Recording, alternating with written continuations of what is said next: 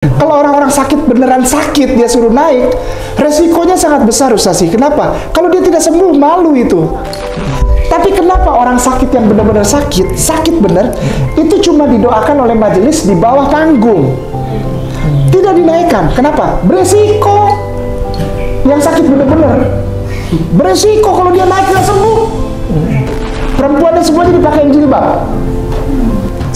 Begitu engkau naik, engkau bilang engkau sakit dan engkau muslim, naik, oh saudara kita dari agama tetangga kita, saudara kita di Indonesia ini.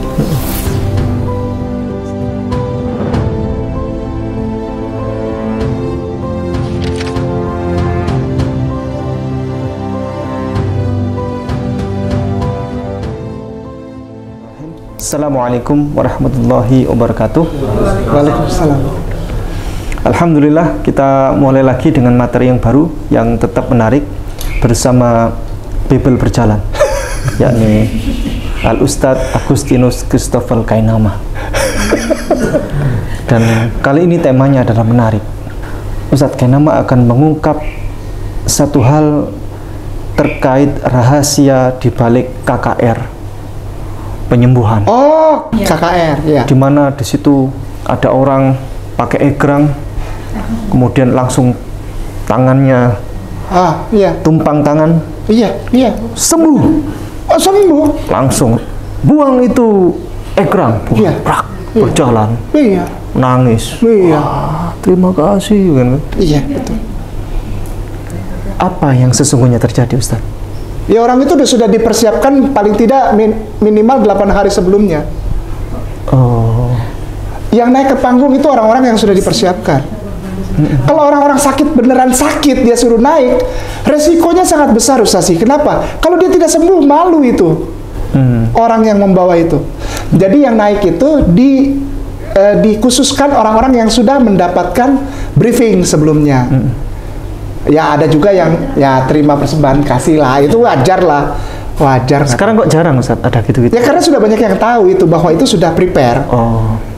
Yang naik itu supaya aman. Loh iya kalau kita bapak sakit apa? Sakit ini naik. Terus dia nggak sembuh gimana? Resiko. Nama dipertaruhkan. Yang naik itu semua yang sudah di prepare, sudah di briefing. Iya. Boleh dibantu diperagakan Ustaz? Apanya? Ustaz K pernah KKR penyembuhan? Pernah. Pernah.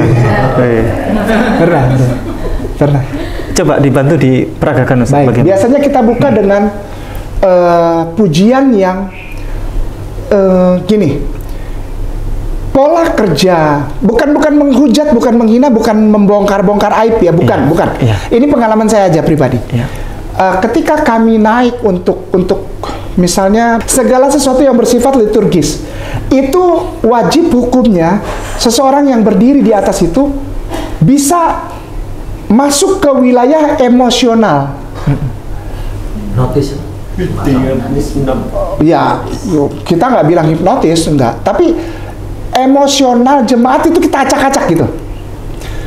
Tertawa, gembira, menangis, menyesal, bahkan sampai kolaps, jatuh, sampai apa, fall down, apa, hilang gitu, black down gitu, kayak apa? Gelap. Iya gelap gitu, terus dia terkapar. Itu karena permainan. Makanya itu gini Ustaz, pemimpin puji-pujian atau pemimpin ibadah itu yang paling mahal bayarannya. Maaf ya, maaf ini bukan ini, tapi paling mahal, paling gede duitnya dibayar. Kenapa? Karena dia bisa mempertahankan jemaat. Kalau dia bisa mempertahankan jemaat dengan memainkan emosinya, makin mahal dia. Contoh misalnya gini, contoh aja ya. Saya dulu suka gini Ustazi. Jadi main piano, elektrik piano tuh sambil nyanyi. Great is thy faithfulness, oh God our Father, morning by morning thy mercy I see. Ketika saya sampai di kata-kata itu, mercy, pengampunan, maka saya akan bermain di wilayah itu. Saya memilih lagu misalnya, dari bagian lagu setiap lirik itu ada bagian-bagian bisa kita tempat main, kita tempat bergerak lah, bertindak gitu.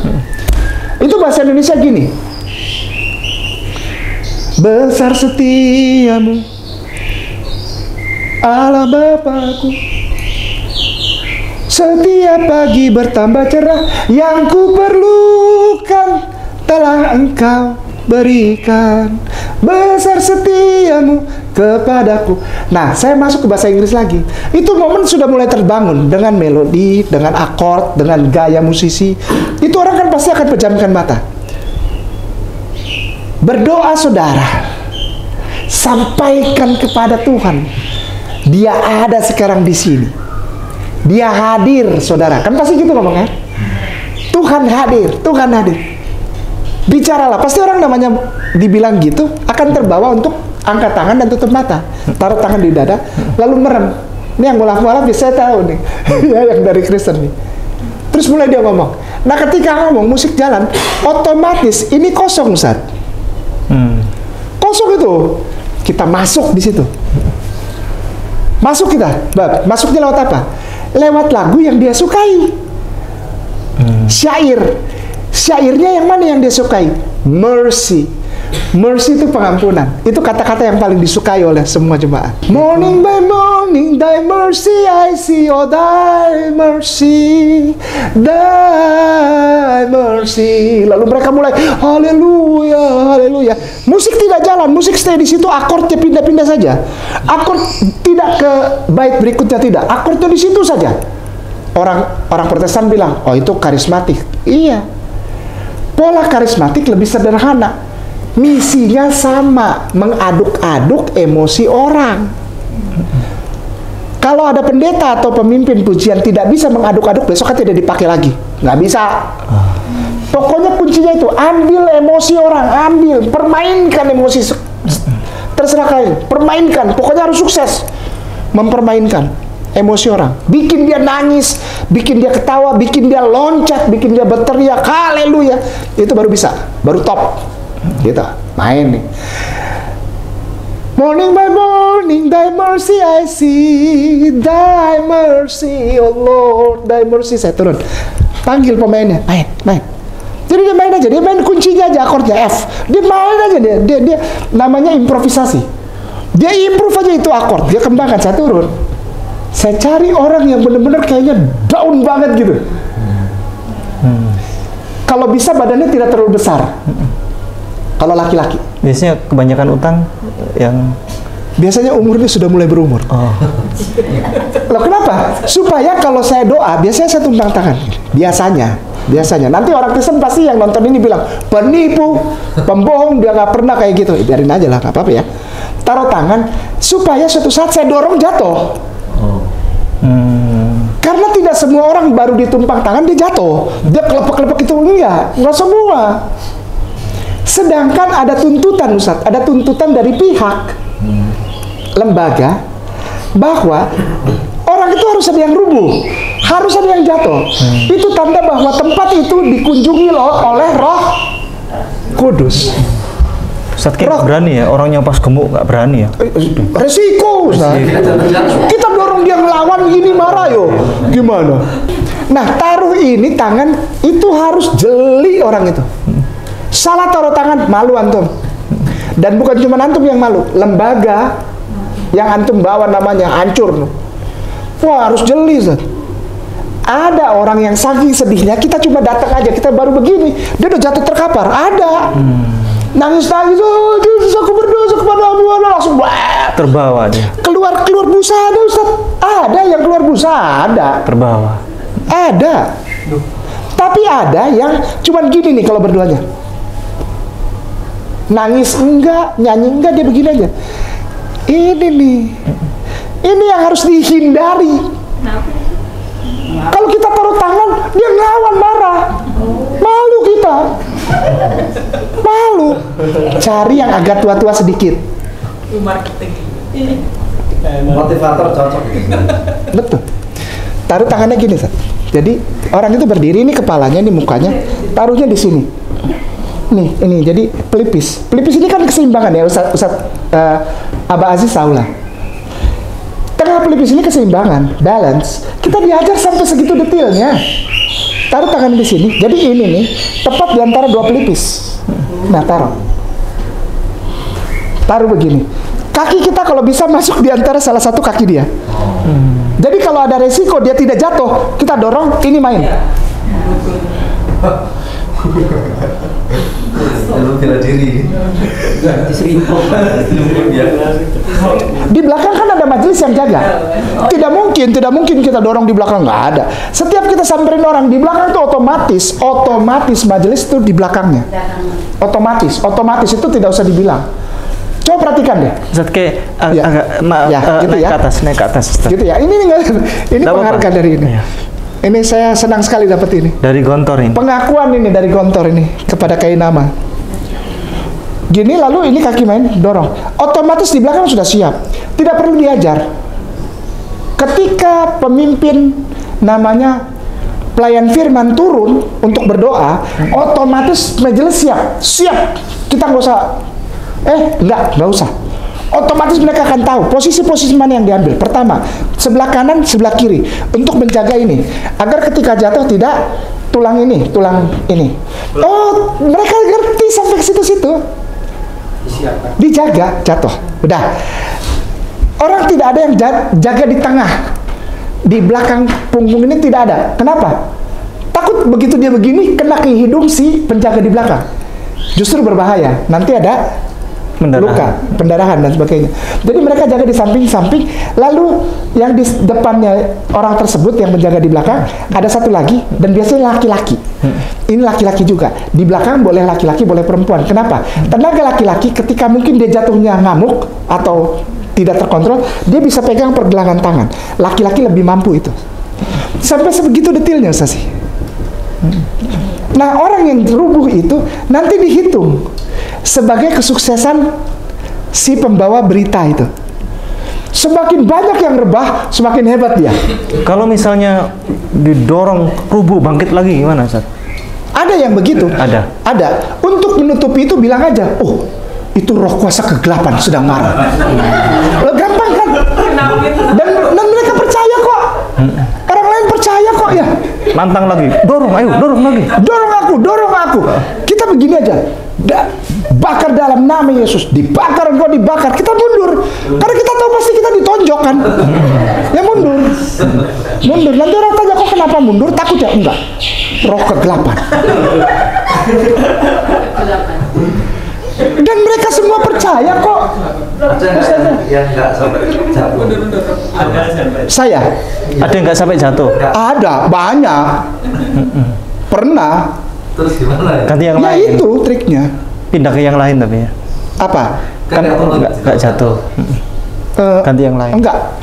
Pertama saya usahakan dulu. Gimana caranya nih? Walaupun sebesar apa saya usahakan jatuh. Jadi dorong kaki main, terus ini. Biasanya kalau keseimbangan udah kena, biasanya dia jatuh. Tapi itu jatuh terus dia bangun. Karena kan dia tidak merasa apa-apa. Ngapain saya jatuh? Saya didorong kok. Dia bangun. Cuman dia mau bilang dia didorong kan malu, kan ini jemaat. Pasti dia bangun. Doakan aku saja pendeta. Doakan aku saja pendeta. Ya udah kita doain. Padahal ini proyek gagal ini. Ya kan? Tapi kita doakan. Karena nanti dihitung. Dihitung itu. Berapa orang yang rebah? Gitu. Ya? Kenapa Ustaz? Kru yang sudah disetting. Bawa kru katanya settingan pura-pura rebah gitu. Enggak ya? Kalau rebah Pura-pura rebah. tidak perlu pura-pura. Antara dua, dia emosinya hancur sekali, atau yang kedua didorong. Itu tidak perlu kita kontak orangnya, tidak perlu. Apalagi yang kalau yang muda-muda yang patah hati, Ustaz ya. Oh, cepat itu. Gitu. Oke, kembali ke orang yang disembuhkan. Iya. Itu adalah ini ya showmanship tingkat tinggi, Ustaz. Wah, itu orang yang harus punya jiwa entertain dan manajemen entertainer yang luar biasa. Kenapa? Karena tidak pernah dibuktikan satu orang pun yang benar-benar sakit. Ada pelatihannya dulu. Orang-orang yang naik ke panggung itu bukan pelatihan, tapi didekati, di survei. Yang melakukannya tidak latihan, dia seperti membangun self image. Tidak pernah ada pelatihannya begitu, tidak pernah dilatih. Karena masing-masing setiap orang penyembuh itu pasti beda-beda. Lihatin, contoh, Benny Hinn. Ada seorang Amerika Serikat, Benny Hinn, BENNY spasi HINN, Benny Hinn. Itu tidak pernah dia latihan atau apa enggak, nongol langsung booming.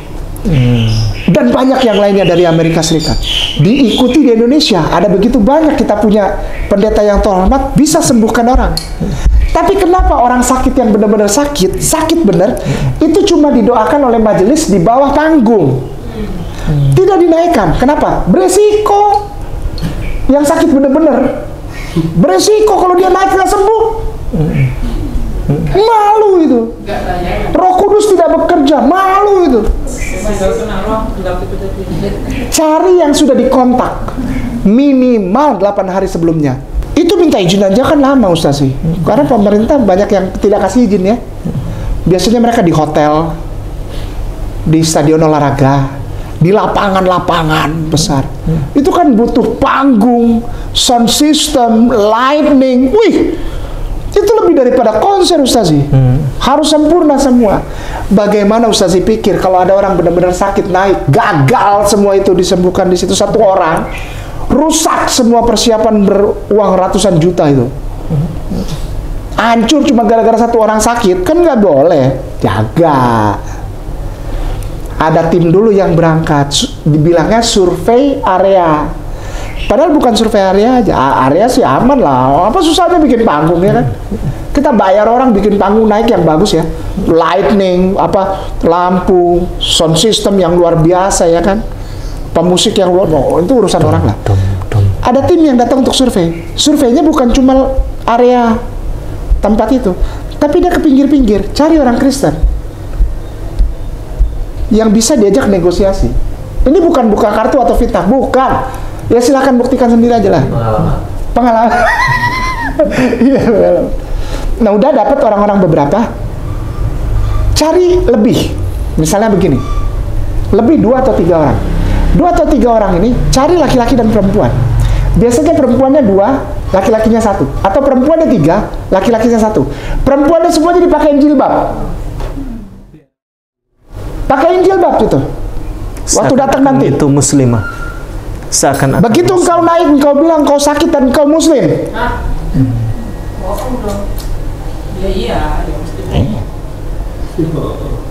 Naik, oh saudara kita dari agama tetangga kita, saudara kita di Indonesia ini.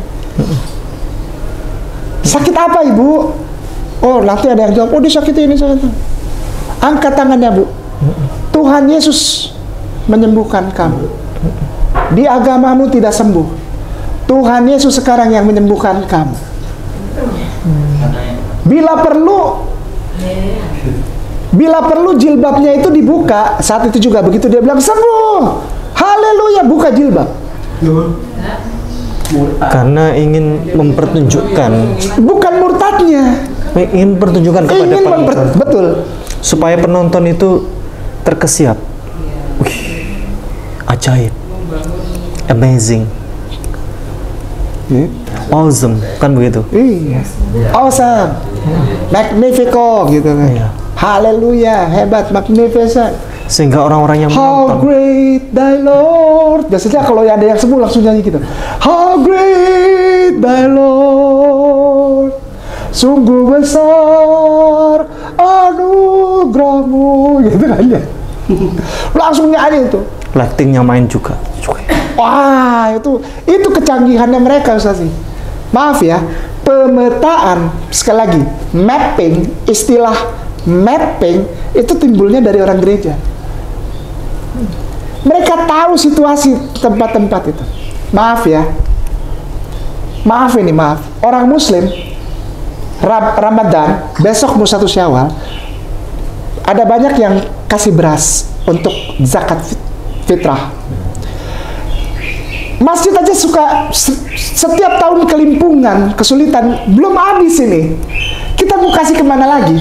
Karena sistem manajemen pendataan yang tidak akurat.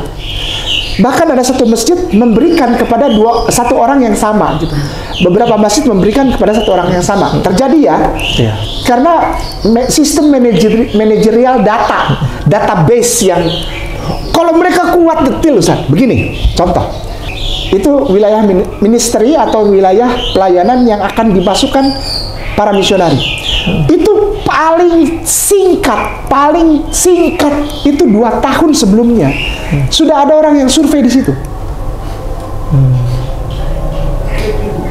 Biasanya 3 tahun atau 4 tahun, tapi kalau 2 tahun itu udah terlalu cepat. Datang, ngobrol, kenalan, kontrak lah atau apa, ngobrol aja. Cari tahu di situ orang yang paling disegani siapa?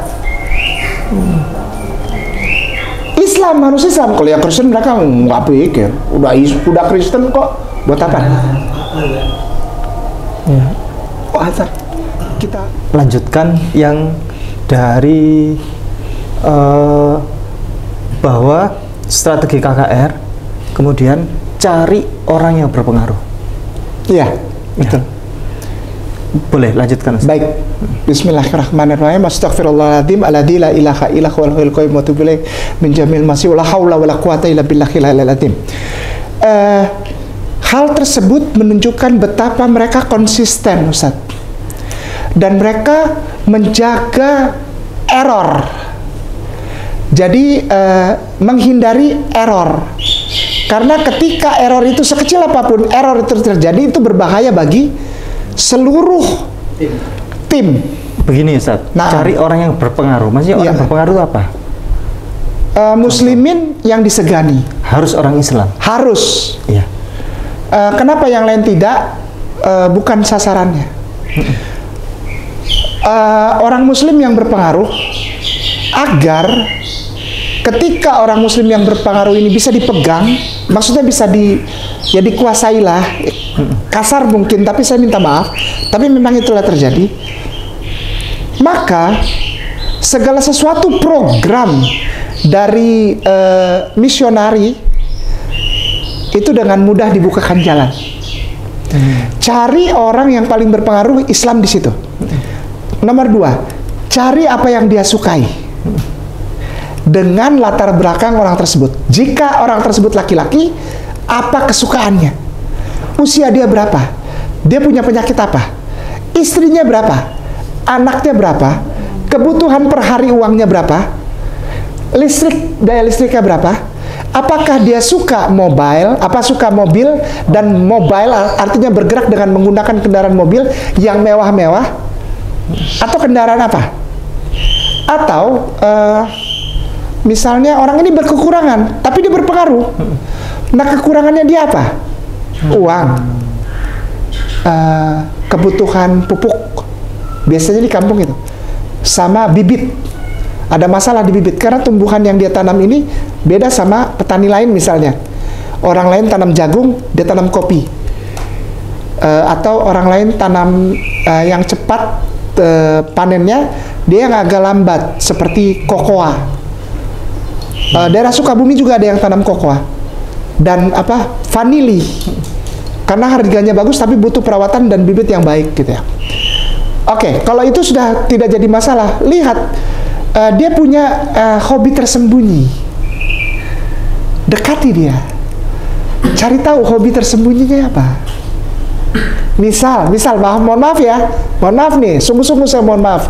Jika ada orang yang disegani tapi dia masih suka ke panti pijat, berzina, atau ke rumah-rumah prostitusi atau tempat prostitusi yang istilahnya kawasan murah gitu.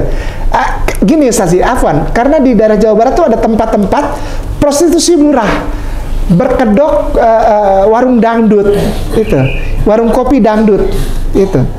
Dan masih banyak orang-orang yang disegani muslimin, laki-laki apalagi, main ke tempat situ dan punya peliharaan. Namanya itu gendaan. Itu bahasa Jawa itu. Di sana bilangnya gendakan juga. Di sana bilangnya gendakan, gendak. Apa saya juga nggak tahu ini kata gendak dari mana. Oh, dari Jawa. Bahasa Jawa itu. Kalau ada an itu bahasa Jawa itu. Oh ya. Gendaan di sana dibilang. Nah itu terkenal di situ ya. Oke, masuk wilayah Jawa Barat, orangnya udah dapat, kesukaan yang tersembunyi dapat, sisi aibnya yang dia mau tutupi apa, sampai ke situ. Dia suka stylish apa enggak? Gitu. Setelah itu sudah dapat, turun ke istrinya. Istrinya ini Kalau yang suka gendaan tadi terus apa yang diperlakukan? bilang sama dia, kami tahu tempat kamu nongkrong, kami tutupi. Ini lah bawa buat ke sana, kami tahu kamu doyan lah. Ini bawa ke sana. Kami nggak cerita sama orang kok. Jadi orang ini merasa bahwa si misionaris ini pegang kunci gitu. Pegang kartu lah istilahnya. Kartu truf gitu ya. Ya, gitu. Cari tahu tentang itu. Cari tahu, ulik betul-betul. Bahkan perempuan yang suka disamperin di sana siapa, cari tahu itu. Gitu. Oh dahsyat Ustaz. Ngulik itu nggak sebentar. Lalu masuk ke wilayah istrinya agak mudah lah ya, gampang. Misalnya apa, kesunangannya apa, materi atau gelak masa, itu gampang. Turun ke anaknya, udah. Kalau dia udah punya mantunya punya aib nggak? Cari tahu aibnya apa. Jadikan itu kartu truf, udah. Lalu mulai ke sekitarnya. Caranya gimana ke sekitar? Masuk ke sekitarnya. Pelajari dulu slang bahasa di situ. Slang, bukan bahasanya, slangnya. Kalau bahasanya saja ya mungkin bisa dipelajari. Slang. Ya bahasa akrabnya. Bahasa apa ya? Gaulnya. Kalau di bahasa Jawa itu bahasa selengean. Bahasa slang. Bahasa Inggrisnya bilang slang ya. Slangnya, slang dari bahasa itu. Misalnya gini, kalau di bahasa Sunda itu saudara itu anjen. Anjen. Orang kedua itu anjen. Kalau orang pertama itu abdi. Tapi kalau bahasa slangnya, misalnya si laing, ini aing, gitu kan? Siah, maneh, urang, aing, gitu. Itu slang-slang seperti itu. Terus ada istilahnya ada selipan ning, misalnya kita di wilayah Jawa Barat yang pakai selipannya ning kayak Sukabumi gitu. Para terus di mana nih? Nah, itu slang-slang seperti itu harus belajar, dan ketika ngomong tidak kaku. Udah masuk ke situ, bawa misi kursus gratis bahasa Inggris. Karena wilayah Jawa Barat itu wilayah pariwisata. Dan orang-orang yang ada di wilayah pariwisata itu sangat butuh belajar berbahasa Inggris. Kalau anak-anaknya disuruh belajar bahasa Inggris, mereka senang. Mereka akan kasih anak-anaknya untuk belajar bahasa Inggris. Bikin kursus gratis bahasa Inggris di situ. Pasti kita dapat emak-emaknya banyak. Nah, kita ambil informasi dari ibu-ibu. Karena ibu-ibu lebih mudah digali informasinya, mama. Banyak mama ember yang bisa digali mulutnya itu. Yang digali informasi tentang suaminya dan daerah setempat. Gampang, bikin kursus. Tapi orang jangan curiga, caranya gimana? Kita ngomong bahasa Sundanya yang fasih gitu loh. Yang pakai slang. Jangan yang bahasa Sunda yang kok kaku amat sih ngucapinnya gitu ya. Lekuknya tuh harus pakai giga juga. Ustadz ini belajar bahasa Sunda juga waktu masih di kepenetaan.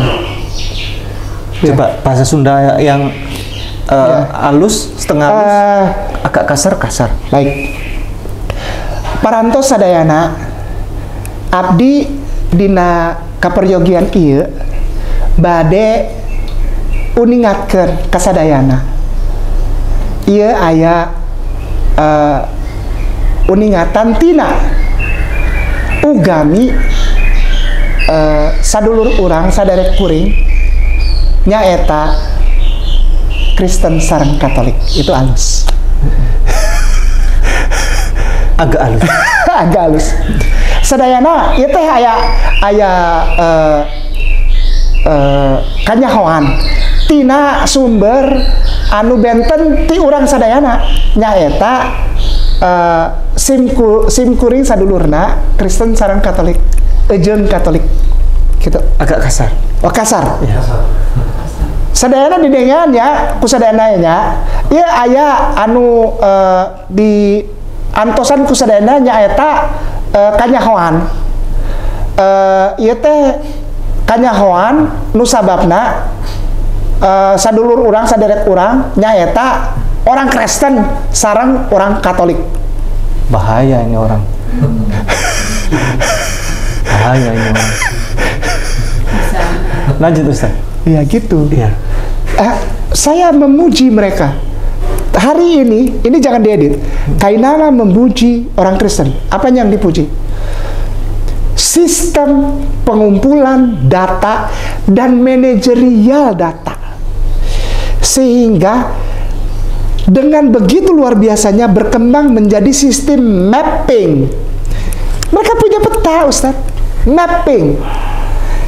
Daerah ini orang yang disegani rumahnya di sebelah sini, jaraknya dari jalan berapa, dan di sekitar ini ada apa aja, dan ini mempengaruhi kehidupan keluarga ini.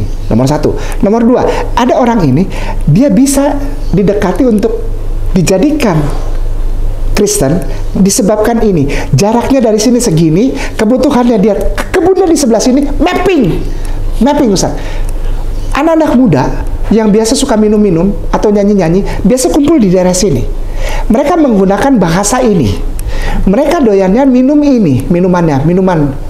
Mereka biasanya kumpul dari jam segini sampai jam segini. Dan mereka mengidolakannya siapa?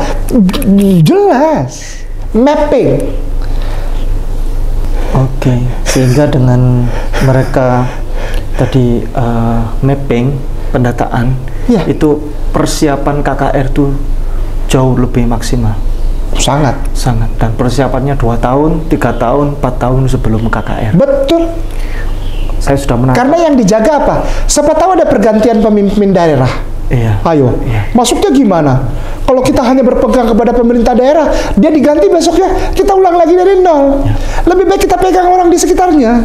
Ya. Gitu. Sekalian misionari. Ya. Pekabaran Injil, mudah-mudahan lebih bagus bisa mengkristenkan orang, kan gitu. Kelemahan orang Islam adalah salah satunya adalah mapping. Tidak ada mapping. Oh, mapping yang detail. Bahkan masjid-masjid yang membawahi satu kawasan, satu kampung, masjid tidak memiliki mapping. Hampir seluruh masjid di Indonesia tidak punya mapping. Siapa yang sholat jamaah, siapa yang tidak sholat jamaah, tidak punya mapping.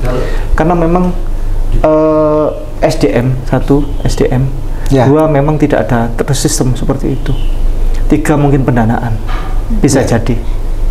Oke, demikian kita akhiri. Habis ini satu materi baru yang akan kita ikutin. Jazakumullah khairan katsiran. Barakallahu fikum. Assalamualaikum warahmatullahi wabarakatuh.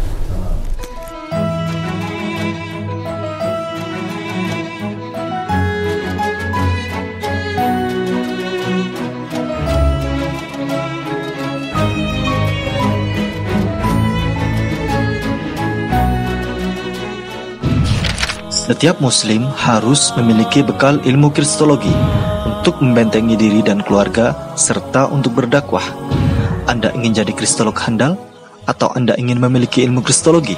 Kunjungi kristologinews.com, pusat karya monumental Ustadz Insan LS Mokoginta.